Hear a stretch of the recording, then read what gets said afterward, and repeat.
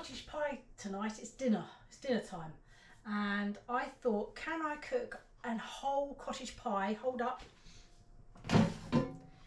in the Cosori, straight in the basket, no messing. So no dish, no container, just cook, get the first part made, the mash, get the mash ready, and put the mash on top like you would on a dish. This is the dish. So that's what I'm gonna do. Let me just put that away. So I've got all the ingredients ready. We'll have a look at the ingredients in a minute, but I wanted to show you this. Oh, it's heavy.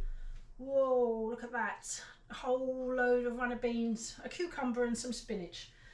Big plot 25 plus 1 haul. That's not the first runner bean basket, so I'm going to be freezing quite a lot of runner beans. But that's what we're having as a side dish, runner beans, because they're free. Yeah, and they're plentiful as well. But with them, I'm going to do a little twist. I'm not going to boil them. So with that in mind, come and have a look at the ingredients. Scratch that, not quite yet. I nearly forgot. I really wanted to give a massive shout out to Harrison Bust. Sorry, Jacqueline, if that's wrong. Bust, yeah. I think that's how you say your surname. If I've mangled that, I'm really sorry. Harrison, I'm so impressed with your young chef skills. I'm going to put a picture up here. You cooked dinner for the family. You're only aged 10, so that's like, boy, you got my boys inspired to cook their own food. Well, Jimmy cooked a cake, the berry cake, but we didn't bother with the lemon on that one. And Jack's going to cook tikka masala tomorrow. So thank you for your inspiration. Harrison, honestly, well done you. Really impressive that you cook for your family. And you were using the air fryer as well. Brilliant. So well done, Harrison. Big shout out to you. Right, now we're going to look at the ingredients. So the ingredients list will float up here, but I have the cheapest pack of beef mince. And I've actually already fried that and drained away the fat, because that's the best way of dealing with these cheaper mince. You know, they often are much more fatty than the leaner ones, but they're better priced. So there's the mince. I've already seasoned it. There's a bit of seasoning, salt, pepper, and a teaspoon of oregano. That's some carrots, obviously. Mushrooms, onions. That's 1 onion, and I've reserved, because I only had 1 onion in the house, I sliced some away, because this is for the runner beans, which I'm going to fry in the Ninja. Kind of frying. I've done this before, and they turned out really well with green beans that I'd had in the freezer. So I'm going to try it with the runner beans rather than boil them. Oh, and gravy for the kind of the sauce. And I've probably got a little bit of leftover red wine, which I'll just splash to just if I need to. So yeah, let's crack on and start cooking. Oh, before I start, for the mash. So it's Maris Piper, which is what I always buy. But obviously mashing type potato. So I'm going to mash that. That's going to cook while I'm getting this bit ready. So yeah, let's crack on. See you in a bit. So I've drizzled a little bit of olive oil into there, because I'm going to fry off the onion, the carrots, and then the mushrooms, and the carrots. Just going to give it a shush about. Right, let's have a look. Give it a shush about. It's cooking. Oops. I think I'm going to add the mushroom now. I would add peas, but we don't have any.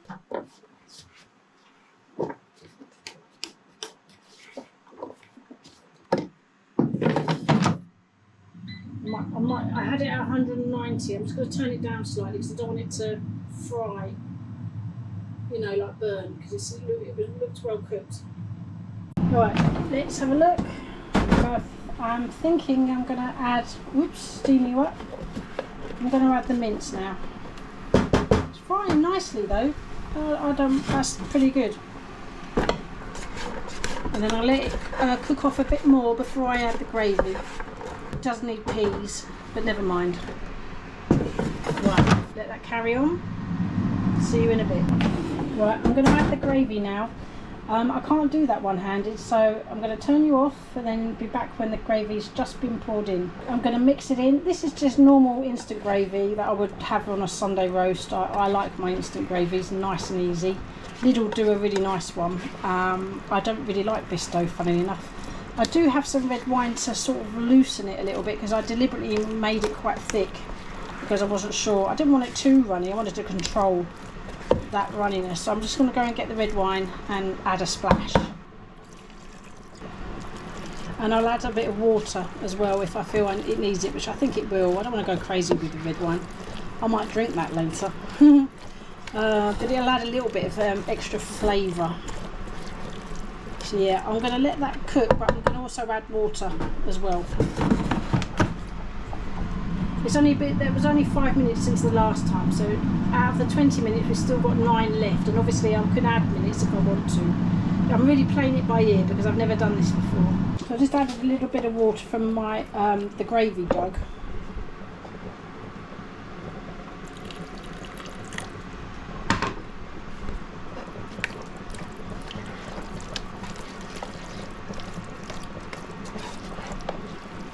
It smells lovely, especially with the red wine thrown in.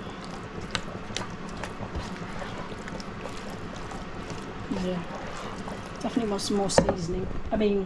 Water.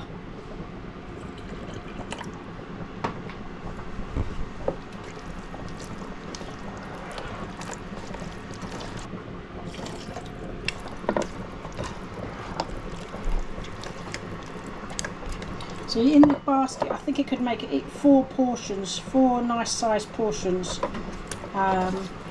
So it's perfect for a family of 4. Or even if you're a family of 2, just freeze the second half. Yeah, or save it for lunch the next day. Right.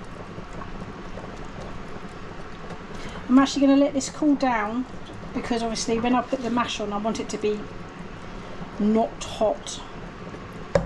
So I'm just waiting for the potato, which is furiously bubbling away. That won't be long, the potato, so I'm going to let that cool on the side because it will just keep warming the Cosori. Yep, so I'll be back in a tick when I'm ready to put the mash on.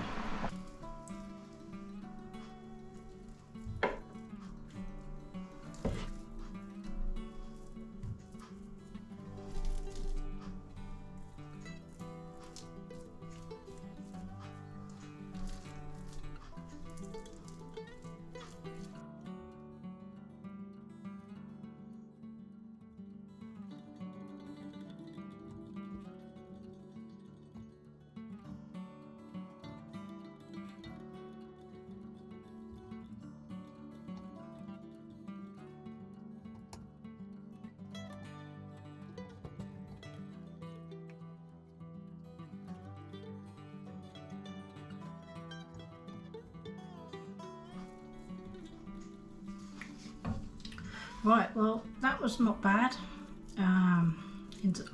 I've sort of tried to make as much mash as more than usual because if I had any left over I could easily freeze it and use it for something else, but I didn't want to risk not having enough. Let's get it right to the edges. I'm going to try and seal it. Okay, that went better than expected, I must say. So I'm just going to layer a cheese, completely optional. We like a little bit of cheese. Right, let's get this in the Cosori and cook for, I'm guessing, but I'm going to cook this for a further, I'm going to say 20 minutes, but I'll check every 5 minutes because I really don't know how long this is going to take. So let's get this in the Cosori. Oh, it's heavy.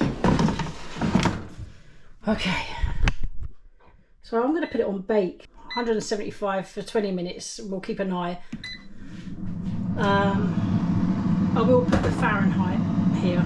But I've cut up loads of green beans and I'm going to be cooking them in drawer 2 of the Ninja with the bacon and the onion. So I shall see you in a bit. So it's just been over 5 minutes. Let's have a look. Well, I can hear it sizzling.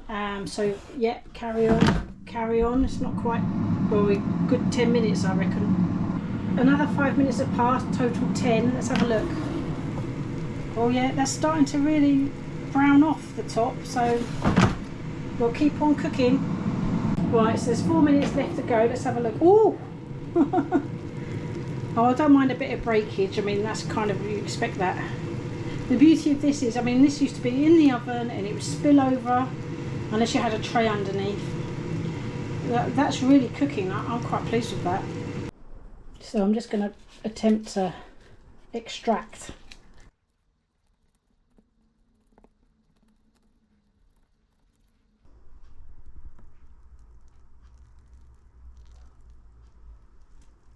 Okay, I'm going to crack on with serving up, but that wasn't too bad. So there we are, 4 dinners. Before I get into the taste test, let's have a closer look.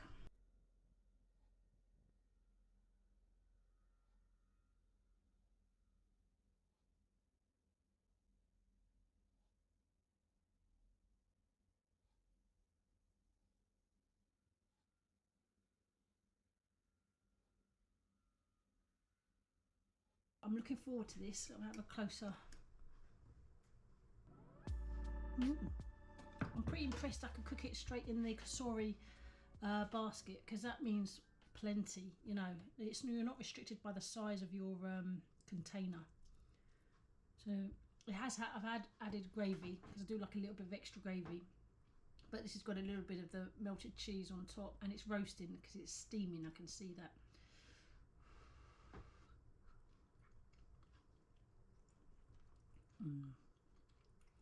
Oh, cheesy mash. Cheesy mash. The mince is lovely. The mince, well, I suppose the pie part.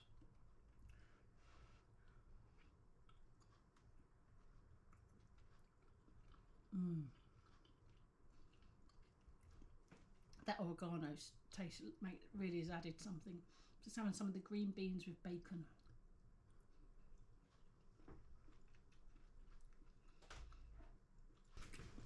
I can't decide on that. It's quite chewy, the runner beans, but cooked with the bacon, that's quite tasty.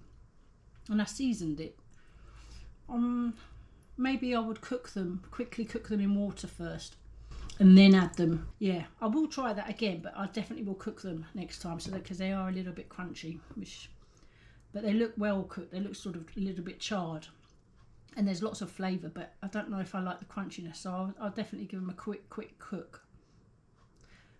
Bung them in a boiling water, a few minutes, and take them straight out because they're cut very small, but they are tasty, and I've got a lot of them, so I need to think of interesting ways to cook them.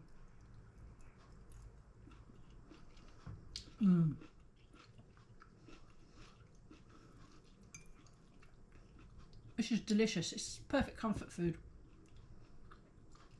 and I really am pleased that I can do that in the Cosori. And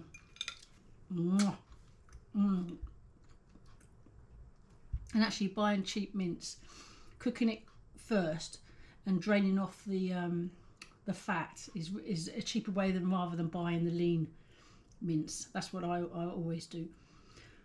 Delicious. I'm going to go and join the family. Thank you everyone for watching. Oh, where's my phone? Where's my phone? Hold up. Quick super thanks, I think. I could be wrong. If I am, I'll cut this out. Oh, Bimbo Clack, thank you so much, Jim and Maureen, for your super thanks. That's really appreciated. Thank you very much. Thank you. Right, thank you everybody. Thanks for watching. Take care, and I'll see you on the next one. Bye.